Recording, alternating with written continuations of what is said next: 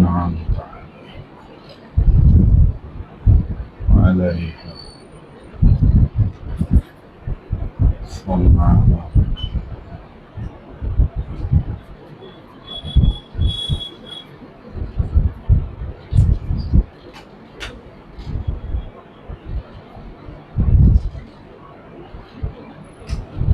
لا حول ولا قوة إلا بالله العلي العظيم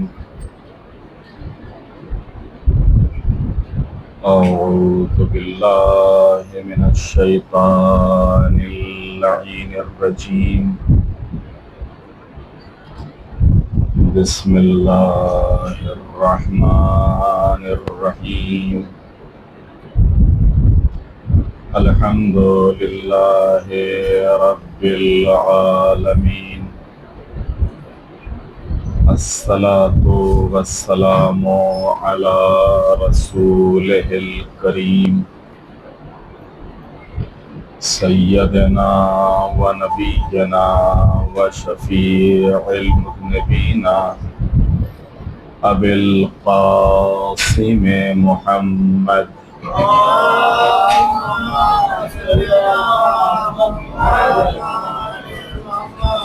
وآله الطيبين الطاهرين المعصومين المظلومين ولعنة الله على أعدائهم أجمعين من يومنا هذا إلى قيام يوم الدين رب اشرح لي صدري ويسر لي أمري واحلل عقدة من لساني يفقهوا قولي أما بعد فقد قال الله الحكيم في القرآن الكريم بسم الله الرحمن الرحيم هو الذي أرسل رسوله بالهدى ودين الحق ليظهره على الدين كله ولو كره المشركون صلوات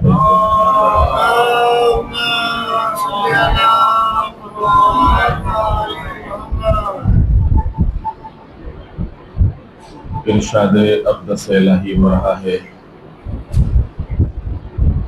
کہ وہی تو وہ خدا ہے کہ جس نے ہدایت اور دین حق کے ساتھ رسول بھیجا تاکہ اپنے دین کو تمام ادیان پر غلبہ عطا کرے، اور یہ بات چاہے مشرکوں کو کتنی ہی ناگوار کیوں نہ گزرے۔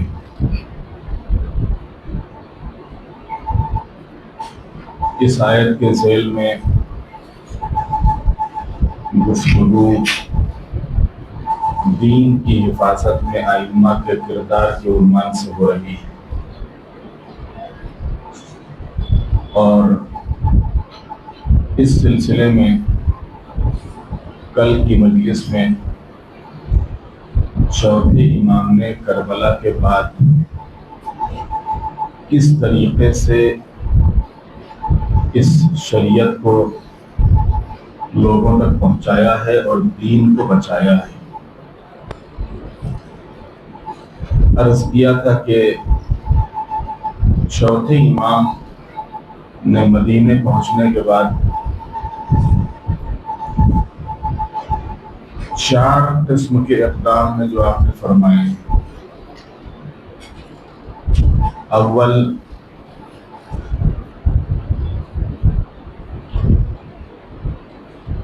مجالس عزا کا قیام۔ چوتھے امام نے مدینے میں مجلسیں قائم کی تھی، اور ان مجلسوں کے ذریعے سے کربلا اور کربلا کے ساتھ ساتھ دین کا پیغام لوگوں تک پہنچایا جاتا تھا۔ دوسرا جو قدم مولا نے اٹھایا تھا اس دین کو بچانے کے لیے، وہ تھا مدارس دینیہ کا قیام۔ امام نے مدرسہ قائم کیا تھا مدینے میں، اور اس مدرسے میں معارف کی تعلیم دی جاتی تھی، لوگوں کے ذہنوں کو کھولا جاتا تھا، لوگوں کے ضمیروں کو بیدار کیا جاتا تھا، ان کو حق اور حقیقت سے آگاہ کیا جاتا تھا۔ تیسرا جو مولا نے قدم اٹھایا تھا ان حالات میں کہ جو مولا کے سامنے تھے، اور وہ تھا لوگوں کی مشکلات کا حل۔ امام مدینے میں نکلتے تھے اور مدینے میں مختلف گھروں میں بیواؤں اور یتیموں اور ضرورت مندوں تک آپ غلہ پہنچایا کرتے تھے، روٹیاں پہنچایا کرتے تھے۔ کوئی آپ کے پاس آتا تھا تو اس کی مشکل کو حل کرتے تھے۔ مختلف موقعوں کے اوپر آپ کا بیت الشرف لوگوں کی پناہ گاہ بنا ہوا تھا۔ چوتھا جو قدم مولا نے اٹھایا تھا اور وہ تھا دعا اور مناجات کے ذریعے سے اپنا پیغام یا اپنی بات لوگوں تک پہنچانا۔ اور یہ ساری دعائیں کہ جو امام نے اس موقع پر کی ہیں وہ صحیفہ کاملہ کی صورت میں، صحیفہ سجادیہ کی صورت میں آج بھی ہمارے ہاتھوں میں اور ہمارے پاس موجود ہیں۔ یہ 4 طریقے کے اقدام تھے۔ یہ 4 طریقے کے اقدام کیوں کیے تھے کہ امام چاہتے تھے کہ کربلا کے بعد کسی بھی طرح کے مسلح اقدام یعنی ہتھیار بند اقدام ممکن نہیں ہے۔ کوئی سامنے جو تخت حکومت کے اوپر ہیں، جو تخت خلافت کے اوپر ہیں، ان سے جنگ کرنا، ان سے مقابلہ کرنا اور خود اسلام اور شریعت کے وجود ہی کو ختم کر دینے کے برابر ہے۔ لہذا اس موقع کے اوپر طریقہ کیا اختیار کیا جائے، لہذا امام نے تلوار اٹھانے کے بجائے آپ نے گھر میں رہ کے، مدینے میں رہ کے یہ سارے قدم اٹھائے تاکہ دین کو بچایا جا سکے اور شریعت کو لوگوں تک پہنچایا جا سکے۔ کیونکہ واقع کربلا کے بعد اگرچہ ایک انقلابات کی ایک فضا بن گئی تھی، انقلابات کی ایک ہوا قائم ہو گئی تھی، اور مختلف انداز سے اور مختلف شہروں میں، مختلف مقامات پر، مختلف قوموں کی طرف سے یزید کی مخالفت ہو رہی تھی، اور جس کو یزید نے دبانے کے لیے پوری قوت اور طاقت بھی استعمال کی، اور اسی کے لیے کربلا کے بعد جہاں اہل حرم کو قید کیا، وہیں اہل حرم کی رہائی کے بعد مدینے کے اوپر چڑھائی کی، مکے کے اوپر چڑھائی کی، مسجد نبوی کی توہین کی گئی۔ یہ چوتھے امام کے فرزندوں میں سے تھے اور انہوں نے قیام فرمایا تھا 5ویں امام کے زمانے میں، لیکن 5ویں امام نے اجازت تو دے دی تھی، لیکن ساتھ ہی ساتھ ان کو اس کے انجام سے بھی باخبر کر دیا تھا کہ دیکھو اس کا نتیجہ اور انجام کیا ہوگا اس کا، اور وہی نتیجہ اور وہی انجام ہوا کہ جو 5ویں امام نے بتایا تھا۔ تو 5ویں امام کا زمانہ آتے آتے انقلابات اپنے پورے عروج پر تھے، اور یہ جتنے بھی انقلابات تھے ان انقلابات سے فائدہ اٹھانا چاہا کس نے؟ بنی امیہ نے، بنی عباس نے۔ بنی عباس نے سوچا کہ یہ ایک موقع اچھا ہے، کیونکہ پورے عرب میں اور پوری مملکت اسلامیہ میں بنی امیہ کے خلاف لوگوں کے احساسات ہیں، لوگوں کے جذبات ہیں، اور لوگ ہر روز ان کے خلاف مظاہرے کر رہے ہیں، احتجاج کر رہے ہیں۔ لہذا اگر اس کی قیادت کی جائے اور یہ کامیاب ہو جائے تو ہم کل تخت حکومت پر آ جائیں گے۔ اور اسی چال کے تحت انہوں نے نعرہ کیا دیا تھا؟ نعرہ بھی دیا تھا یا لسارات الحسین، یعنی کربلا والوں کے خون کا بدلہ۔ اور اس کربلا والوں کے خون کے بدلے کے بہانے انہوں نے عوام کو بنی امیہ کے خلاف کھڑا کیا۔ اب آپ دیکھیے یہاں کے اوپر دیکھیے، واقعا تاریخ کہتے ہیں عبرت ہے، تاریخ ایک نصیحت ہے، تاریخ ایک آئینہ ہوتی ہے، تاریخ کوئی کہانی قصہ نہیں ہے۔ کیا جیسے دنیا میں کہانی قصے ہوتے ہیں، ہم نے کہانی سن لی، قصہ سن لیا، تھوڑا سا اپنا وقت گزر گیا، وقت پاس ہو گیا. یہ جو اسلامی تاریخ ہے کہانی قصے نہیں ہے، یہ کہانی قصوں میں بھی عبرت ہے، اس میں بھی نصیحت ہے، اس میں بھی واعظ ہے، اس میں بھی ہمارے لیے درس ہے. نعرہ ان کا کتنا اچھا تھا. انہوں نے نعرہ دیا تھا اہل بیت کے حق کا دفاع، اہل بیت کے حق کا دفاع، اور اس حق کے دفاع کے نعرے کے ساتھ بنی عباس کھڑے ہوئے تھے. کربلا والوں کے خون کا بدلہ، اور اس نعرے کے ساتھ جو کھڑے ہوئے. اب جب کامیابی مل گئی اور تخت خلافت پر آئے تو یہ دشمنی میں بنی امیہ سے بھی 2 ہاتھ آگے نکل گئے، بنی امیہ سے بھی 2 ہاتھ آگے نکل گئے. اسی وجہ سے کہا جاتا ہے، شہید مطہری نے بھی ایک مقام پر اسی سے ملتے جلتے جملے ارشاد فرمائے ہیں کہ کبھی بھی نعروں سے دھوکہ نہیں کھانا چاہیے، ٹائٹل سے دھوکہ نہیں کھانا چاہیے، بینر سے دھوکہ نہیں کھانا چاہیے، نام سے دھوکہ نہیں کھانا چاہیے، عنوان سے دھوکہ نہیں کھانا چاہیے. کہ ایک شخص آیا اور اس نے جو ہے وہ ولایت علی کا بینر لگایا، ہم سمجھے کہ یہ تو سب ماشاءاللہ سب علی ہی والے ہیں. آپ پہلے دیکھ تو لو کون ہے، کہاں سے آئے ہیں، کیوں آئے ہیں، کس لیے آئے ہیں، مقصد کیا ہے، ہدف کیا ہے، کاہے کے لیے اتنی زحمت اٹھا رہے ہیں، ان کو کون فنڈنگ کر رہا ہے، کون پیسہ دے رہا ہے، کیا ان کو دلچسپی ہے. دیکھ تو لو اس بینر کے پیچھے کیا ہے، اس ٹائٹل کے پیچھے کیا ہے، اس نام کے پیچھے کیا ہے، ان کے پیچھے کیا ہے. کبھی بھی نعرے سے، ٹائٹل سے، بینر سے، نام سے دھوکہ نہیں کھانا چاہیے. اور یہ ہم کو تاریخ سے درس ملا ہے، تاریخ سے عبرت ملی ہے.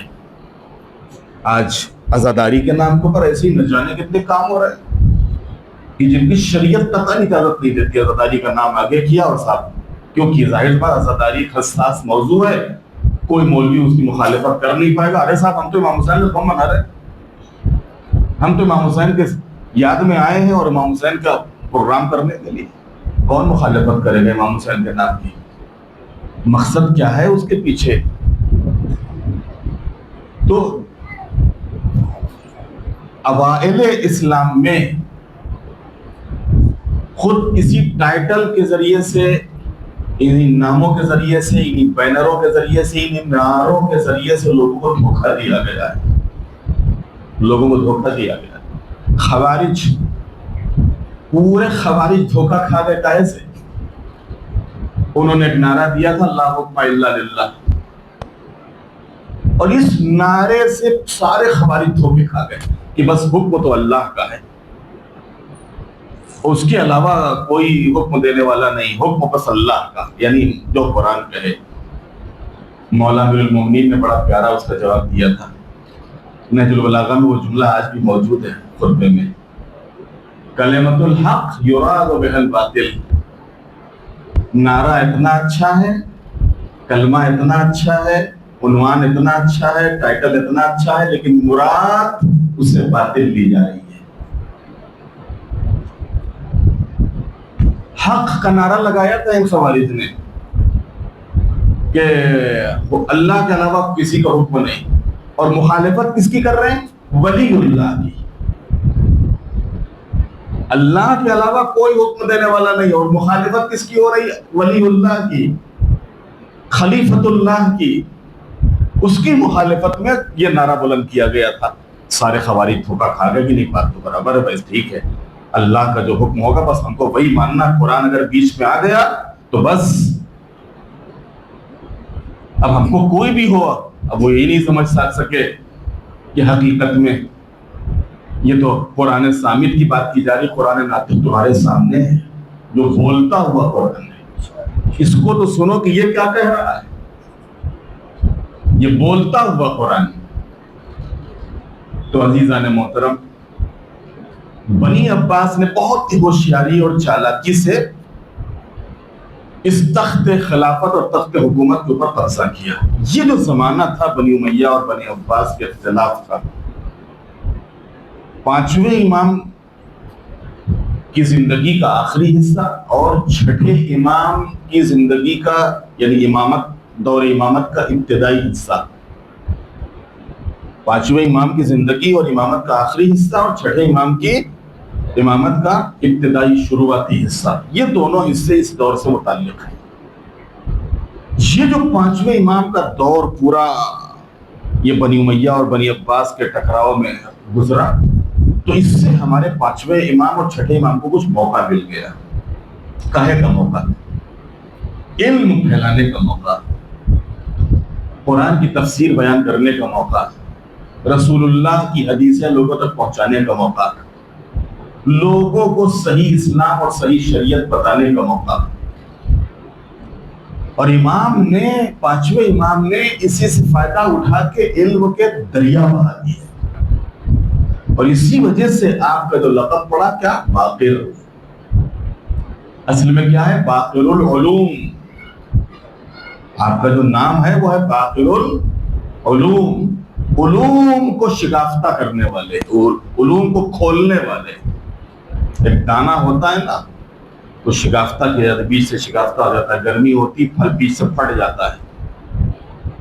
جو پھٹ جاتا ہے تو شگافتہ کرنا، یہی ہے باقر العلوم، یعنی علوم کو شگافتہ کرنے والا، علوم کو تہوں سے اور پردوں سے اور گہرائیوں سے نکالنے والا.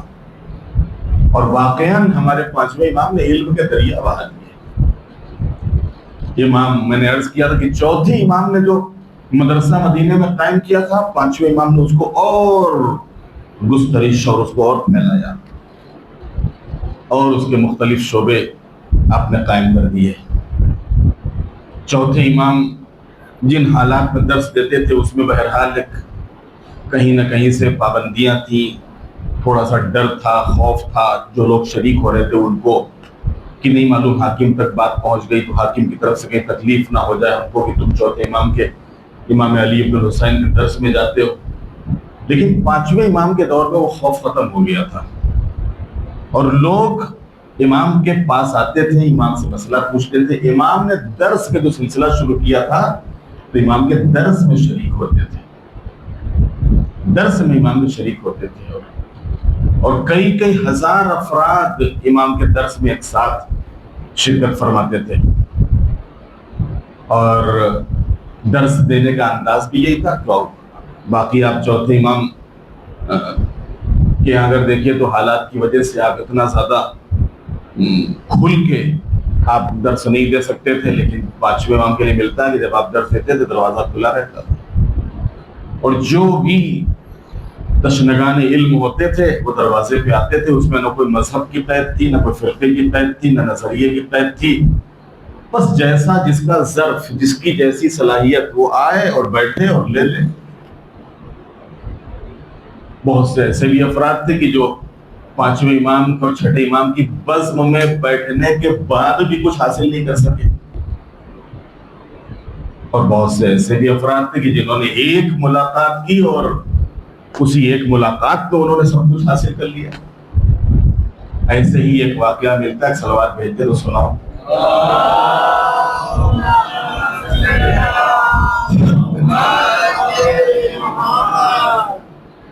پانچویں امام درس دے رہے ہیں، آپ کا بیت الشرف آپ کے صحابیوں سے اور آپ کے شاگردوں سے، آپ کے دوستوں اور محبوں شیعوں سے بھرا ہوا ہے، دروازہ کھلا ہوا ہے. امام درس دے رہے ہیں. درس دینے کے درمیان میں ایک بوڑھا دروازے کے اوپر آیا اور دروازے سے وہیں سے سلام کرتا ہے، السلام علیکم یا ابن رسول اللہ، اے فرزند رسول آپ کو پر ہمارا سلام. جیسے ہی اس نے امام کو سلام کیا، امام نے جواب سلام دیا، وعلیکم السلام ورحمۃ اللہ وبرکاتہ. امام نے جواب سلام دیا تو وہیں سے کہتا ہے کہ آقا اگر اجازت ہو تو میں تھوڑا آگے آ جاؤں. مجمع بہت زیادہ تھا، پورا بھرا ہوا مجمع ہے. یہ بیچارہ بوڑھا اور عصا کا سہارا لیے ہوئے، کمر جھکی ہوئی، کمر خمیدہ. امام نے مجمع سے گزارش کی کہ تو تھوڑا سا راستہ دو. جیسے ہی مجمع سے آپ نے فرمایا کہ راستہ دو، ہٹے لوگ، اور یہ عصا کا سہارا لیے ہوئے آہستہ آہستہ آہستہ آہستہ چلتا چلتا امام کے پاس آ گیا۔ بالکل امام کے پاس آ کے کھڑا ہو گیا ہے، اور کھڑے ہونے کے بعد یہاں پر امام کے پاس آنے کے بعد کہتا ہے کہ فرزند رسول، میرا ایک سوال ہے۔ دیکھیے ایک سوال میں اس نے سب کچھ حاصل کر لیا، ایک سوال کے ذریعے سے۔ میں نے عرض کیا کہ نہ جانے کتنے ایسے بھی تھے کہ جو پانچویں امام کی بس میں بھی آئے، چھٹے امام کی بس میں بھی آئے، لیکن جہاں تھے وہیں رہ گئے۔ لیکن اس نے خالی ایک، کہتے ہیں آنکھ کھلنے کے لیے ایک جملہ کافی ہوتا ہے۔ آنے کے بعد کہتا ہے کہ فرزند رسول، آپ سے ایک سوال ہے۔ حقیقت میں یہ سوال ہم سب کے ذہنوں میں ہونا چاہیے، لیکن نہیں ہے۔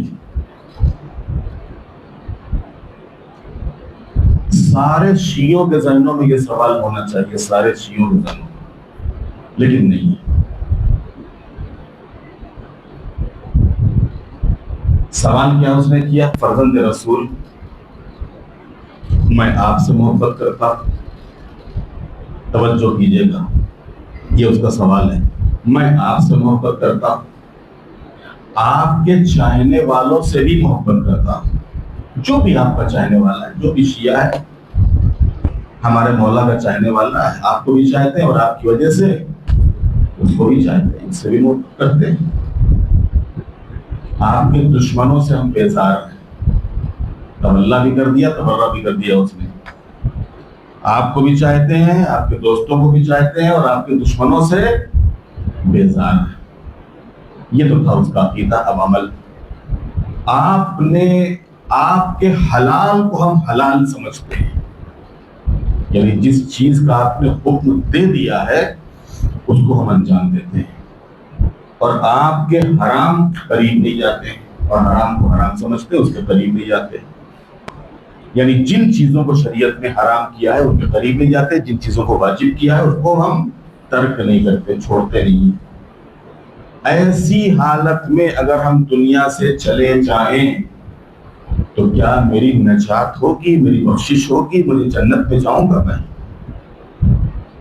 ہے کہ نہیں؟ سوال ہے۔ سارے شیعوں کے ذہنوں میں یہ سوال ہونا چاہیے کہ نہیں ہونا چاہیے؟ لیکن ہم اتنے مطمئن ہیں، اتنے مطمئن، ہم کو جنت میں جانے سے کون روک پائے گا؟ ہمیں، ہم جنت میں ہی نہیں جائیں گے تو کون جائے گا؟ ہم کو جنت میں جانے سے کون روک پائے گا؟ ہم جنت میں نہیں جائیں گے تو کون جائے گا؟ صحیح ہے کہ شیعہ جہنم میں نہیں جائے گا، صحیح ہے کہ شیعہ جہنم میں نہیں جائے گا، لیکن جنت بھی پاک جگہ ہے۔ تو جب جنت پاک جگہ ہے تو وہاں پر جائے گا کون؟ پاک۔ گناہ اور کیا ہے؟ نجاست ہے، غلاظت ہے۔ تو جب گناہ، نجاست اور خباثت اور ضلالت ہے تو کیا ہم گناہ کر کے جنت میں چلے جائیں گے؟ پھر کیا ہوگا؟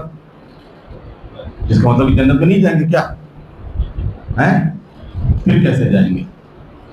پھر کیسے جائیں گے؟ اس کے لیے شہید دستغیب، انہوں نے کتاب لکھی، گجراتی زبان میں بھی ہے، گناہان کبیرہ، گجراتی زبان میں موجود ہے، بہت پہلے چھپی تھی یہ کتاب گجراتی زبان میں، اور انہی کی کتاب معاد ہے، قیامت، انہی کی کتاب استعاذہ ہے، کیسے ہم شیطانی وسوسوں سے اپنے کو بچائیں۔ یہی شہید آیت اللہ دستغیب معاد میں یعنی قیامت میں لکھتے ہیں کہ صحیح ہے کہ شیعہ جہنم میں نہیں جائے گا، لیکن جنت پاک لوگوں کی جگہ ہے، جنت میں نجس انسان نہیں جا سکتا، گناہ نجاست ہے۔ تو اگر ہم نے گناہ کیا ہے تو جب تک کہ ہم پاک نہیں ہوں گے، یعنی گناہ کیا تو ہم نجس ہو گئے، تو جب تک ہم پاک نہیں ہوں گے اس وقت تک ہم جنت میں نہیں جا سکتے. پاک ہونے کا طریقہ کیا ہے؟ پاک ہونے کے دو طریقے ہیں. ایک تو یہ پاک ہونے کا طریقہ ہے کہ ایک انسان توبہ کر لے, معافی مانگ لے. لیکن ہماری توبہ بھی تو ماشاءاللہ ہے, ہماری توبہ بھی تو ماشاءاللہ ہے. کر لیا ہم نے کہا ہو گئی توبہ, ذرا سا کان پکڑ لیا میں کہا ہو گئی توبہ. یہ توبہ تھوڑے, یہ مذاق ہے. یہ توبہ تھوڑے کہ ہم نے ذرا سا کر لیا نماز کے بعد, یہ توبہ تھوڑے ہے. یہ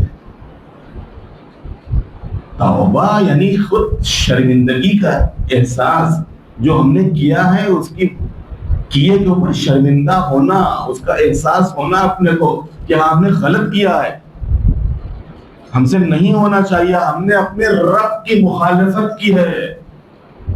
یہ احساس اور اس کی بنیاد پر اللہ سے معافی مانگنا, اس کی بارگاہ میں گڑ گڑانا, اس سے توبہ کرنا, اس سے استغفار کرنا, اس کی بارگاہ میں شرمندہ ہونا اور پھر اس کو دوبارہ نہ کرنے کا عہد کرنا. تو نہیں معلوم کتنے ہمارے گناہ ایسے ہیں جو پتہ نہیں بخشے جائیں کہ نہیں بخشے جائیں, معاف کیے جائیں نہیں معاف کیے جائیں. تو اب کیا ہوگا؟ اب اس کے لیے شہید دستغیب کہتے ہیں کہ نہ جانے کتنے ایسے افراد ہوں گے کہ جن کو, کیونکہ بہرحال شیعہ جہنم میں جا نہیں سکتا, لیکن کیونکہ گنہگار ہے, خطا کار ہے, اور گنہگار اور خطا کار جنت میں نہیں جا سکتا ہے جب تک کہ وہ پاک نہ ہو جائے, جب تک کہ وہ صاف نہ ہو جائے, جب تک کہ وہ جو غلاظت اور گندگی اس کے جسم پہ لگی ہوئی ہے, اس کی روح اس سے آلودہ ہو گئی ہے, جب تک کہ وہ دور نہ ہو جائے. اس کے لیے اللہ کیا کرے گا؟ اس کے لیے بعض لوگوں کو 1 سال, بعض لوگوں کو 10 سال, بعض لوگوں کو 50 سال, بعض لوگوں کو 100 سال, بعض لوگوں کو 1000 سال, بعض لوگوں کو 10,000 سال سزا بھگتنا پڑے گی.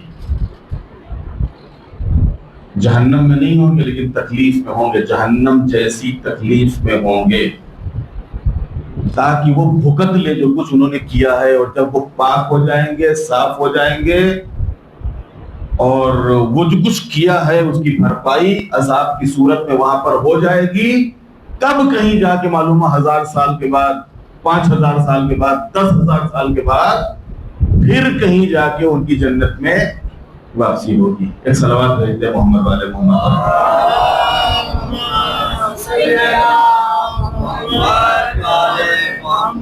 اب جب یہ روایتیں بیان ہوتی تب بھی ہمارا نوجوان اور جوانوں کا طبقہ, ارے صاحب جائیں گے تو بہرحال 1000 سال بعد صحیح, لیکن جائیں گے تو. دنیا میں ایک دن لائٹ چلی جاتی ہے, برداشت نہیں ہو پاتا ہے.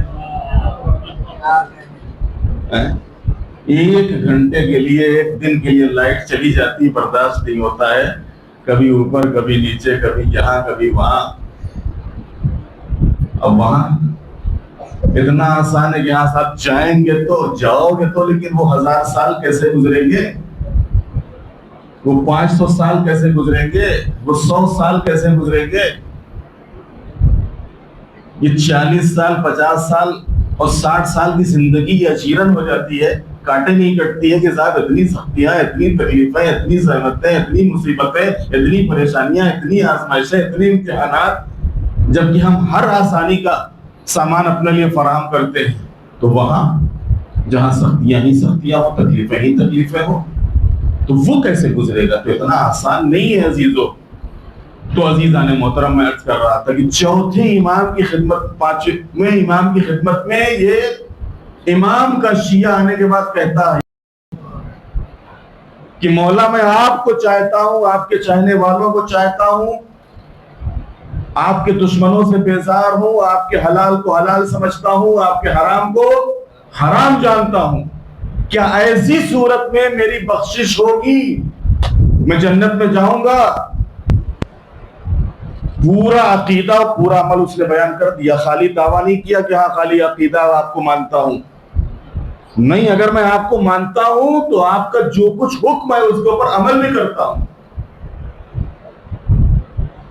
اس کا کیا ثبوت ہے؟ اس کا ثبوت یہ ہے کہ آپ کے حلال کو حلال سمجھتا ہوں اور آپ کے حرام کو حرام جانتا ہوں.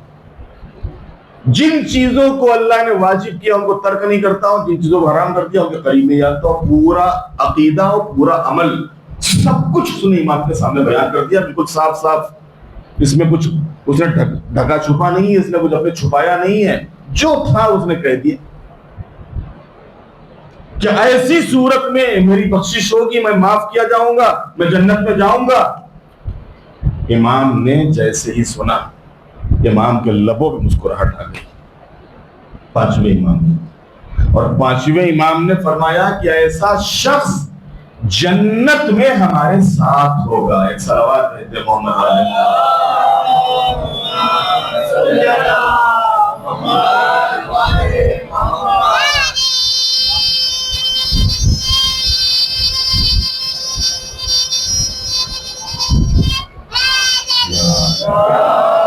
ہم دنیا میں کوئی گزر جاتا ہے دعا کرتے کہ نہیں کرتے ہیں، اللہ ان کو جوار معصومین میں جگہ عطا فرمائے. یہ جوار کیا چیز ہے؟ جوار کا مطلب امام کے ساتھ، امام کا پڑوس. تو امام کا جوار اور امام کا پڑوس اتنا آسان ہے.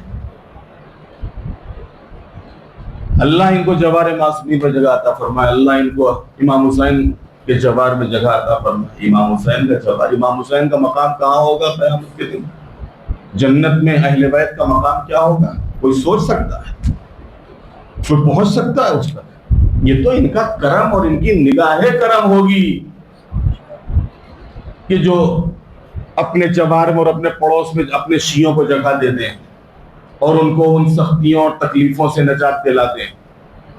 ورنہ ہمارا عمل اس لائق نہیں ہے، ہمارا عقیدہ اس لائق نہیں ہے، ہماری زندگی اس لائق نہیں کہ ہم اس مقام تک پہنچیں کہ جو وہ مقام ان کا ہے. اور اس مقام تک پہنچنے کے لیے بھی امام نے فرمایا کہ ہاں دیکھو، اگر یہ عقیدہ ہے، یہ عمل ہے جو اس بوڑھے کا عقیدہ عمل ہے، تو اس میں کوئی شک نہیں تم ہمارے ساتھ ہوگے، ہمارے جوار میں ہوگے. جیسے ہی اس بوڑھے نے سنا امام کی زبانی، اس کی آنکھوں میں آنسو آ گئے، گریا کرنے لگا، رونے لگا. اور ایک مرتبہ امام سے کہتا ہے کہ فرزند رسول ایک مرتبہ اور بیان فرما دیجئے، اس لیے کہ آپ کا کہا ہوا حجت ہے. ایک مرتبہ اور فرما دیجئے. امام نے پھر فرمایا کہ ایسا ہی سوال ایک شخص نے میرے بابا سے کیا تھا، یہ چوتھے امام سے، اور میرے بابا نے اس کے جواب میں فرمایا تھا کہ ایسا شخص جنت میں ہمارے ساتھ ہوگا. جس وقت امام نے یہ بیان فرمایا، اس کی آنکھوں میں آنسو تھے اور کہتا اچھا بس آقا، بس یہی معلوم کرنے کے لیے آیا تھا اور ہمیں ہمارا جواب مل گیا، خدا حافظ. اور یہ کہہ کے چلنے لگا. جب تک اس کا سامنا رہا ہے امام اس کو دیکھتے رہے، اور یہ آہستہ آہستہ آہستہ آہستہ مجمع سے نکل کر امام کے بیت الشرف کے باہر آیا. جب تک امام کی نگاہ رہی امام دیکھتے رہے. جب چلا گیا بیت الشرف سے تو امام نے اپنے شاگردوں کو مخاطب کرتے ہوئے ایک جملہ ارشاد فرمایا. کیا جملہ ارشاد فرمایا؟ اپنے تمام شاگردوں کو مخاطب کیا، اور مخاطب کرنے کے ہمارے پانچویں امام فرماتے ہیں کہ دنیا میں اگر کوئی انسان کسی جنتی کو دیکھنا چاہتا ہے تو اس بوڑھے کو دیکھے. ایک صلوات بھیج دے محمد والے.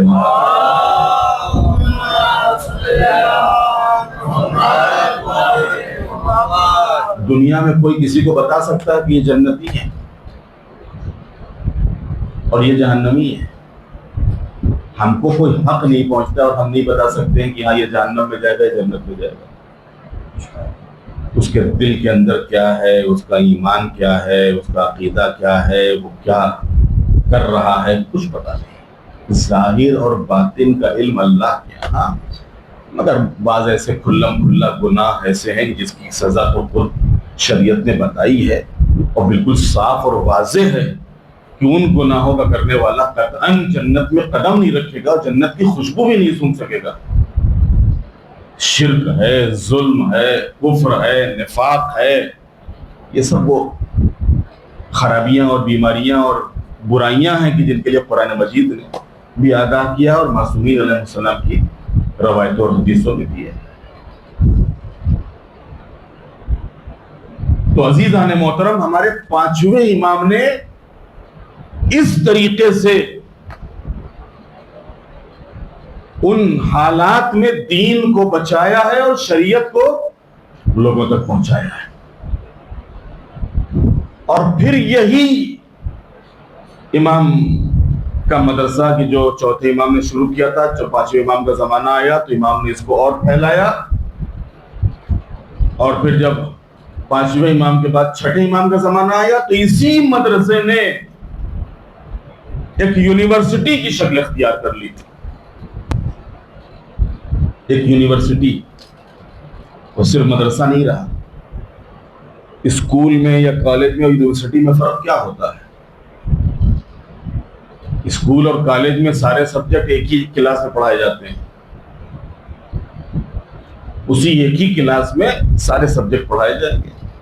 اسٹوڈنٹ جائے گا، اس کو یہ بھی سبجیکٹ ہے وہ بھی سبجیکٹ ہے، ہو سکتا ہے شاید ٹیچر بدل جائیں لیکن سبجیکٹ پڑھنا اسی کو اسی کلاس میں ہے۔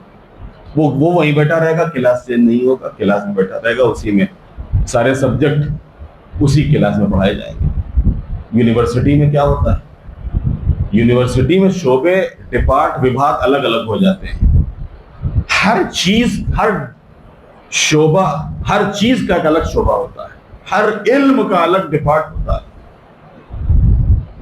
چھٹے امام نے، جب چھٹے امام کا زمانہ آیا ہے تو میں نے کہا کہ انہوں نے یونیورسٹی کی شکل دے دی تھی۔ کیا مطلب؟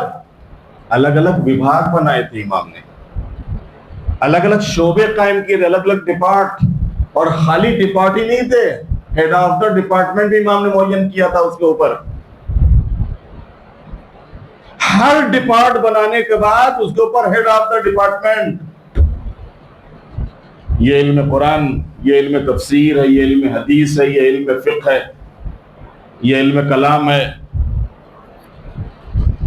یا اسی طریقے سے دنیاوی علوم، یہ کیمسٹری ہے یا بایولوجی ہے وغیرہ وغیرہ، یہ جغرافیہ ہے۔ اس طریقے سے امام نے باقاعدہ شاگردوں کی ایک تعداد تیار کی تھی جو آپ کے اسی کالج میں اور اسی یونیورسٹی میں تعلیم پائی ہوئی تھی۔ ان کو اتنا مضبوط کر دیا تھا کہ وہ ان کو خود ایک شعبہ دے کے، ایک ڈپارٹ دے کے، ایک وبھاگ دے کے ان کا ہیڈ آف دا ڈپارٹمنٹ بنا دیا تھا۔ کیسے اماموں نے دین کو بچایا ہے اور شریعت کو لوگوں تک پہنچایا ہے۔ جب کوئی شخص امام سے مناظرہ کرنے کے لیے آتا تھا، امام سے گفتگو کرنے کے لیے آتا تھا، تو امام اپنے انہی شاگردوں میں سے کسی ایک شاگرد کی طرف بھیج دیتے تھے، اس سے پوچھتے تھے تمہارا ٹاپک کیا ہے، گفتگو کا ٹاپک کیا ہے۔ یونیورسٹی میں یہی تو ہوتا ہے۔ وہ کہتا تھا ہمارا موضوع، ہمارا ٹاپک یہ ہے، کہتے وہ بیٹھے ان کے پاس جاؤ۔ ایک دوسرا شخص آتا تھا، اس سے پوچھ رہے تھے آپ تمہارا کیا ٹاپک ہے، کہ ہمارا یہ ٹاپک ہے، وہ بیٹھے ہمارے شاگرد ہیں، اس کے پاس جاؤ۔ ایک شخص آیا امام، ہمارے چھٹے امام کے پاس، ایک صلوات بھیج دے محمد علیہ۔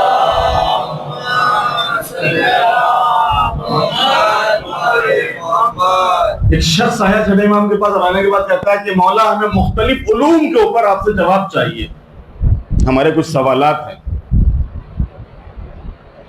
تو امام نے فرمایا کہ تمہارا کیا سوال ہے؟ اس نے کہا کہ ہمارا سوال جو ہے وہ کچھ علم کلام سے متعلق ہے۔ ہمارے حوزے کی اصطلاح میں علم کلام یعنی عقیدے والا علم، جس میں اللہ کی وحدانیت ہوتی ہے، اللہ کی عدالت ہوتی ہے،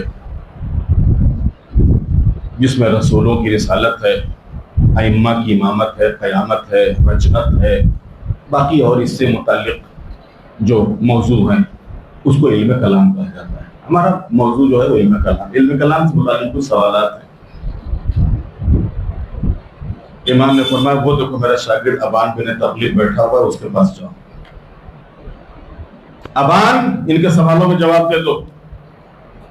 یہ آنے والا کہتا ہے مولا ہمیں تو آپ سے چاہیے جواب۔ امام نے فرمایا کہ اگر تم نے اس کو شکست دے دی تو میری شکست ہوگی، اتنا امام کو اس کے اوپر اعتبار ہے, کانفیڈنس ہے. جاؤ تم. یہ گیا اور جانے کے بعد اس کے جو بھی سوال تھے سارے سوال اس نے سامنے رکھے, اور معلوم کہ یہ اس سوال کا کیا جواب, اس سوال کا جواب, اس سوال کا جواب. ابان بن تغلب سارے سوالوں کے جواب دیتے رہے. جواب مکمل ہوئے, سوال مکمل ہوئے, امام کی خدمت میں آیا. امام نے فرمایا کہ مطمئن ہو گئے؟ ہاں مطمئن ہو گیا, بالکل آپ نے جیسا فرمایا تھا ویسے ہی. کہ مولا ہمارے کچھ اور بھی سوال ہیں. کہ وہ کس موضوع سے متعلق ہے؟ کہ وہ فقہ سے متعلق ہے. امام نے فرمایا زرارہ اس کے سوالوں کے جواب دو. زرارہ بن عیون, یہ علم فقہ میں ان کو امام نے استاد بنا دیا تھا. زرارہ سوالوں کے جواب دو. کہ مولا آپ سے جواب چاہیے. کہ میں نے کہا نا کہ اگر تم نے اس کو شکست دی تو کوئی مجھے شکست دی, جاؤ اس کے پاس. یہ زرارہ کے پاس گئے, سارے سوال سامنے رکھے. جو سوال کرتے جا رہے تھے زرارہ اس کا قرآن و حدیث کی روشنی میں جواب دیتے جا رہے تھے. قرآن و حدیث کی روشنی میں جواب دیتے جا رہے تھے. سوال مکمل ہوئے, جواب مکمل ہوئے. امام کی خدمت میں کیسا پایا؟ ہاں کا جیسا آپ نے فرمایا تو ویسے ہی پایا, لیکن ہمارے کچھ اور بھی سوال ہیں. کہ وہ سوال کس موضوع کے اوپر ہے؟ کہ وہ علوم قرآن کے اوپر ہے. امام نے کہا وہ لوگ مومن طاق بیٹھے ہوئے ہیں, مومن طاق, ان کے سوالوں کے جواب دو. پھر وہی انہوں نے کہا کہ آپ اگر دیتے تو. کہا نہیں, ان کے اوپر ہمارا اعتبار ہے, جاؤ اس کے پاس. یہ گئے اور قرآن سے متعلق جتنے بھی ان کے سوالات تھے اور جو بھی شک شبہے تھے وہ پیش کیے.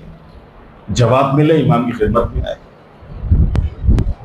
اس طریقے سے امام نے باقاعدہ الگ الگ ڈپارٹ قائم کیے تھے, الگ الگ وبھاگ قائم کیے تھے. ہر ڈپارٹ کے اوپر ایک ہیڈ آف دا ڈپارٹمنٹ بنایا تھا, معین کیا تھا. اتنا اعتبار تھا امام کو اپنے ان شاگردوں کے اوپر کہ امام نے فرمایا اگر اس کو شکست دی تو کوئی مجھے شکست دیتی. اسی طریقے سے علم مناظرہ میں امام نے ہشام علم مناظرہ اس کو ایسا سکھایا تھا کہ وہ ایسا کوئی مناظرہ کر ہی نہیں پاتا تھا. اور جب بھی کوئی ہشام سے مناظرہ کرتا تھا تو کسی بھی مناظرے میں ہشام کو شکست نہیں ہوئی, اور قرآن اور حدیثوں کے سے دلیلوں کے ذریعے سے یا عقلی دلیلوں سے سامنے والے کو خاموش کر دیا کرتے تھے, سامنے والے کو خاموش کر دیا کرتے تھے. ہشام بصرے کی مسجد, اور اس مسجد میں بس یہ آخری بات ہے اور اس کو سن لیجئے اور بس بات تمام. بصرے کی مسجد میں ہشام پہنچے. اب جو ہشام بصرے کی مسجد میں پہنچے تو جامع مسجد ہے, شہر کی بڑی مسجد ہے, ابھی بھی آج کل بھی بصرے کی مسجد وہ مسجد موجود ہے, اسی نام سے موجود ہے, جامع مسجد کے نام سے, اور اس کا اپنا ایک ثواب بھی ہے بصرے کی مسجد میں نماز پڑھنے کا.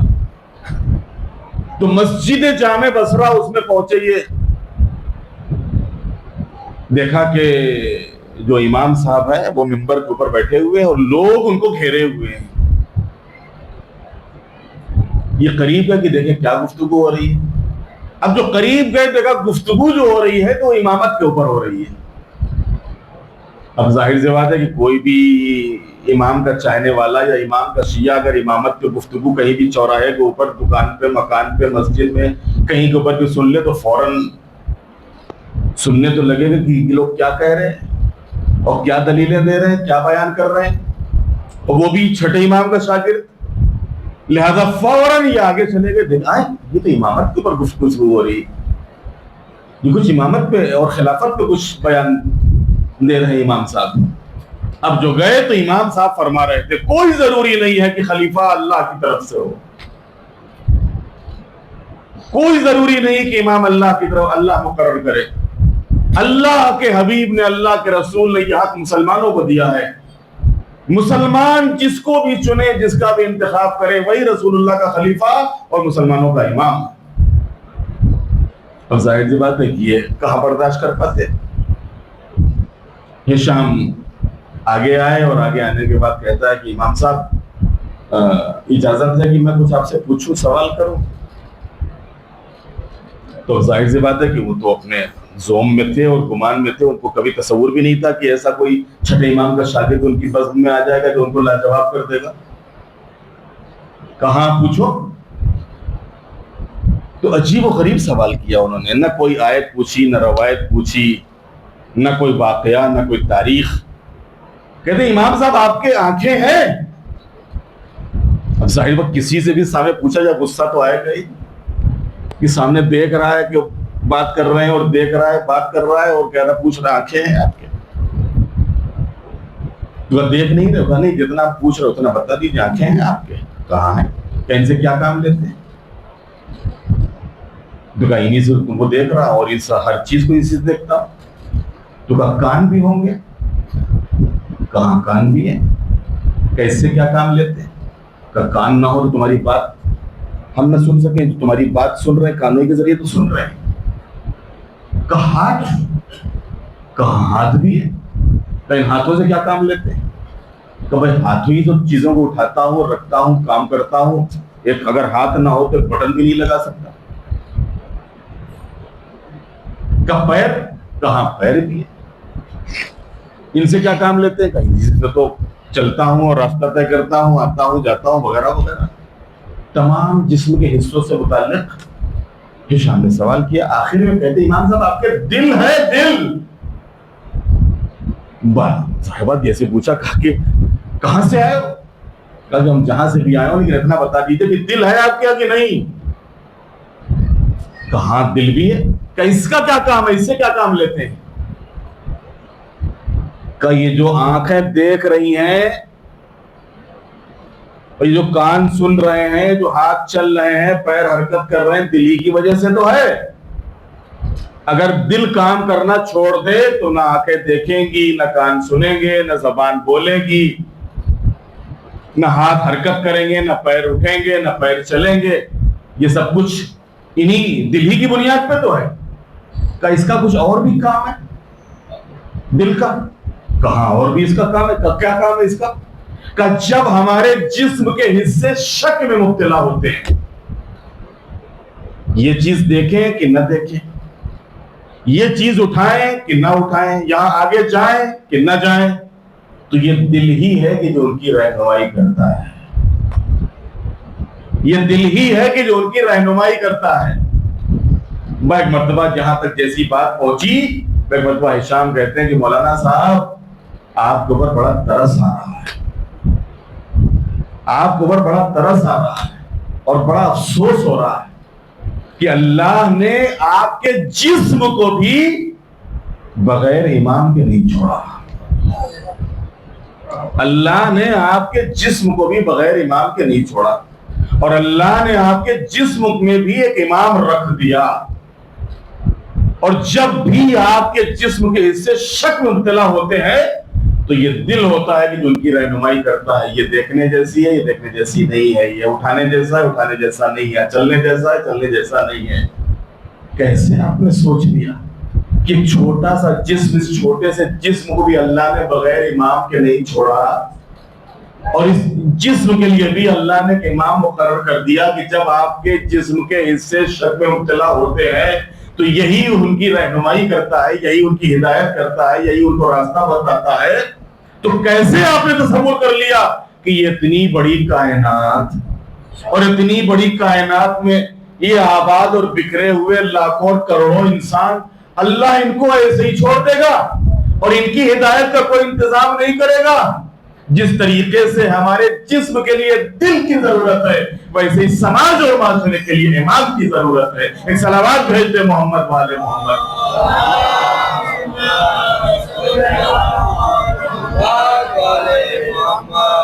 تو عزیزان محترم، یہ ہمارے چھٹے امام۔ تو بس اب باقی جو انشاءاللہ گفتگو ہے وہ کل آپ کی خدمت میں۔ تو ان سخت حالات میں بھی کہ جہاں ایک طرف بنی امیہ ہیں، دوسری طرف بنی عباس، میں نے بتایا کہ بنی عباس بھی کوئی ظلم میں کم نہیں تھے، اور وہی سارے مظالم جو بنی امیہ کے دور میں ہوتے ہوئے آئے، وہی سارے مظالم بنی عباس کے دور میں بھی۔ بلکہ بنی عباس تو کل بیان کروں گا آپ کی خدمت میں کہ بنی عباس تو بنی امیہ سے اور بھی 2 ہاتھ آگے نکل گئے کہ بنی امیہ کے دور میں تو کم سے کم جتنے بھی امام ہیں سب مدینے میں ہیں، اور بنی عباس کے زمانے میں تو کوئی امام مدینے میں رہ ہی نہ سکا، اپنے وطن میں رہ ہی نہ سکا۔ امیر المومنین نے اگر وطن چھوڑا ہے، مدینہ چھوڑا ہے، تو اپنی مرضی اپنے اختیار سے کوفے کو اختیار کیا۔ امام حسین نے اگر مدینہ چھوڑا ہے اور کربلا کا رخ کیا ہے، کوفے کا رخ کیا ہے، تو اپنی مرضی اور اپنے اختیار سے کیا ہے، ان کو چھوڑوایا نہیں گیا۔ لیکن بنی عباس کا دور آنے کے بعد کوئی امام ہمارا وطن میں نہیں رہ سکا۔ یہی وجہ کہ 6 امام کے بعد 7ویں امام سے لے کے اور 11ویں امام تک کوئی بھی امام اپنے وطن میں نہیں ہے، کوئی مدینے میں نہیں ہے، کوئی بغداد میں ہے تو کوئی خراسان میں ہے تو کوئی سامرا میں ہے۔ عزاداروں، یہ ایام جو کہ خود امام حسین کی عزا کے ایام ہیں، اور 6 امام نے اس دین کو پہنچانے کے لیے خود عزاداری کا خاص اہتمام کیا تھا، خاص اہتمام تھا عزائے سید الشہداء کا امام کیا 6 امام کے یہاں، کیونکہ آپ جانتے تھے اور بتاتے بھی تھے کہ عزاداری سید الشہداء ہی لوگوں تک دین کے پہنچانے اور اس شریعت کے بچانے کا بہترین طریقہ اور بہترین ذریعہ ہے، اور اس عزاداری کے ذریعے سے امام لوگوں تک پیغام پہنچایا کرتے تھے۔ پہلی محرم آتی تھی اور بس امام زار و قطار گریہ فرماتے تھے، لوگ آتے تھے، آپ کو پرسہ دیتے تھے، تعزیت پیش کرتے تھے۔ 9 محرم کو امام تشریف فرمائے بیٹھے ہوئے، اور لوگ آئے امام کے پاس، امام کے شیعہ، امام کے چاہنے والے، امام زار و قطار رو رہے ہیں، اور جو بھی آ رہے تھے وہ عاشورے کا دن یاد کر کے پرسہ دے رہے تھے، ہائے عاشورہ۔ اور جب بھی وہ ہائے عاشورہ کہتے تھے تو امام گریہ کرتے تھے، ہائے تاسوعہ۔ عاشورہ یعنی 10ویں محرم، تاسوعہ یعنی 9ویں محرم۔ تو یہ آنے والے 10ویں محرم کو یاد کر کے گریہ کر رہے تھے۔ 6 امام فرماتے تھے، ہائے 9ویں محرم، ہائے 9ویں محرم۔ لوگوں نے سوال کیا، فرزند رسول کیا وجہ ہے کہ جب بھی ہم 10ویں محرم کو یاد کر کے گریہ کرتے ہیں آپ کہتے ہیں ہائے 9ویں محرم، ہائے 9ویں محرم؟ امام نے گریہ فرماتے ہوئے اس موقع پہ ایک جملہ فرمایا تھا کہ 9ویں محرم کا دن وہ دن تھا کہ جس دن ہمارا جد مظلوم چاروں طرف سے نروے آدھا میں گھر گیا تھا۔ ہمارا جد مظلوم چاروں طرف سے نروے آدھا میں گھر گیا تھا، اور حقیقت میں خود ہمارے ان اماموں کے لیے بھی بڑا سخت مرحلہ ہوتا تھا کہ جب آپ کے سامنے کربلا کے بعد کے حالات اور واقعات پیش ہوتے تھے، یا کوئی امام جس کو حکم دیتے تھے اور ذاکر ممبر پہ آتا تھا، اور ممبر پر آنے کے بعد وہ مصائب بیان کرتا تھا کہ جہاں ایک طرف امام کی شہادت اور وہیں امام کی شہادت کے بعد ان بیویوں کا برہنہ سر کربلا سے کوفہ اور کوفہ سے شام آنا، کہ جہاں آگے آگے منادی کی ندا ہے، جزاکم اللہ خیر الجزا۔ عزاداروں کہتے ہیں جس وقت یہ قافلہ کوفے میں پہنچا ہے تو کوفے میں حالت یہ تھی کہ آگے آگے نیزوں کے اوپر شہداء کے سر تھے، اس کے پیچھے ہمارا چوتھے امام، ہاتھوں میں ہتکڑیاں، پیروں میں بیڑیاں اور کمر میں لنگر، گلے میں توق، اس کے پیچھے بیبیاں تھیں۔ عزاداروں یہ جو بیبیاں تھیں ان میں حالت یہ تھی کہ ایک رسن تھی اور 12 گلے تھے، اور انہی میں جہاں زینب کا گلا ہے، جہاں ام کلثوم کا گلا ہے، جہاں لیلا اور فربا کا گلا اس رسی میں، وہیں اسی رسی میں 4 سال کی سکینہ کا گلا بھی ہے۔ جب قافلہ آگے بڑھتا تھا بیبیاں چلتی تھیں، سکینہ کا گلا تنگ ہونے لگتا تھا۔ عزاداروں جو تماشا دیکھنے کے لیے کوفے کی گلیوں میں جمع ہوئے تھے، گلیوں میں مرد تھے اور اوپر چھتوں کے اوپر عورتیں تھی جو تماشا دیکھنے کے لیے آئی تھی۔ انہی میں سے خاتون نے دیکھا کہ جو 4 سالہ بچی ہے، حالت یہ ہے کہ اپنی زبان بار بار اپنے پپڑائے ہوئے ہونٹوں میں پھیر رہی ہے۔ ایک مرتبہ یہ بیوی کہتی ہے کہ لگتا ہے کہ یہ بچی بہت پیاسی ہے، جلدی سے نیچے آئی، ایک پیالے میں پانی لیا اور پانی لے کے بیوی کے پاس آئی، کہتی بیٹی پانی پی لو، لگتا ہے بہت پیاسی ہو۔ سکینہ نے جناب زینب کی طرف دیکھا۔ عزاداروں اس سے پہلے کہ جناب زینب اجازت دے، ایک مرتبہ یہ موسمہ کہتی بیوی پانی بعد میں پینا، پہلے ہمارے لیے کچھ دعائیں کر دو۔ زینب نے کہا کہ تمہاری دعا کیا ہے؟ کہا پہلی دعا تو یہ ہے کہ جس طریقے سے تم قیدی بنائے گئے ہو اس طریقے سے ہم قیدی نہ بنائے جائیں۔ عزاداروں ان قیدیوں نے دعا کی۔ کہا دوسری دعا کیا ہے؟ کہا جس طریقے سے یہ بچے یتیم ہوئے ہیں ہمارے بچے اس طریقے سے یتیم نہ ہو. دوسری دعا بھی ہو گئی. کہ تیسری دعا کیا ہے؟ کہ ہمارے لیے دعا کر دو کہ ہمیں مدینے جانا نصیب ہو. مدینے کا نام سنا زینب تڑپ گئی. ایک مرتبہ کہتی ہے کہ بی بی تم مدینے جا کے کیا کرو گی؟ کہ مدینے میں میرا شہزادہ حسین رہتا ہے, مدینے میں میری شہزادی زینب رہتی ہے. عزادار زینب بے قرار ہو گئی.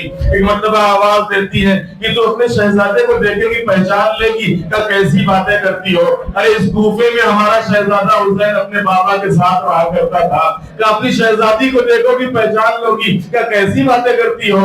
ارے اسی کوفے میں اپنی شہزادی کی خدمت میں جاتی تھی, ان کی خدمت کرتی تھی, ان کے درس تفسیر میں شریک ہوتی تھی. اتنا سننا تھا کہ ایک مرتبہ زینب نے آہستہ سے پردوں کو ہٹا, بالوں کو ہٹایا, بالوں کو ہٹا کے آواز دی, ام حبیبہ تم نے کہاں پہچانا؟ وہ دیکھو نوکر نیزہ پر تیرا آقا حسین. ارے میں زینب جیسے زینب کا نام سنا آواز دی, بی بی یہ کیا غضب ہوا؟ کہ ام حبیبہ تم کو پتہ نہیں کربلا میں ہمارا گھر اجڑ گیا, میرا بھیا کا سر تن سے جدا کر دیا گیا, لاش پہ گھوڑے دوڑا دیے گئے, عباس کے شان قلم ہوئے, علی اکبر کے سینے پہ برچی کا پھل, قاسم کا لاشا گھوڑوں کی ٹاپوں سے